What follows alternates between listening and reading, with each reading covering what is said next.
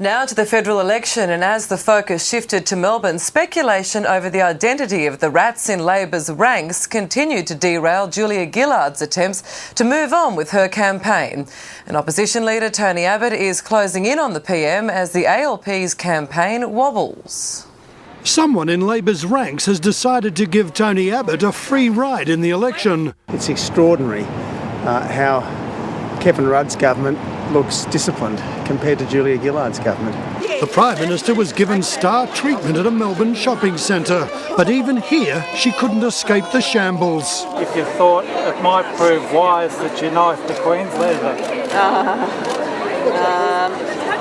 Wouldn't use that expression. Her big announcement for the day, a $122 million disabilities package aimed squarely at support for children. We will provide up to $12,000 for early intervention services for each child.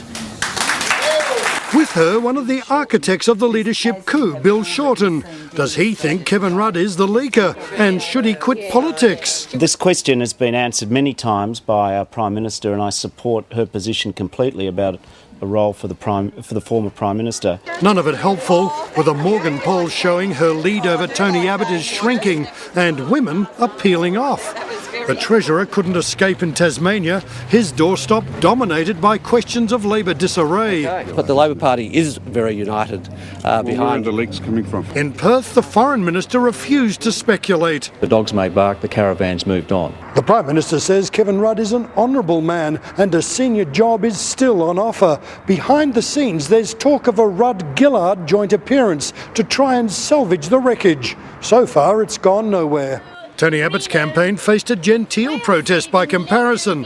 A couple calling themselves his ladies' auxiliary turned up. Tony, we've got your policy briefs here, dear. His big announcement, a $170 million law and order crackdown on knives and organised gangs. Safer streets and safer communities. Labor had its own policy to confront knife-wielding thugs. While we're catching criminals, Tony Abbott is catching up with our policies. Paul Bongiorno, 10 News.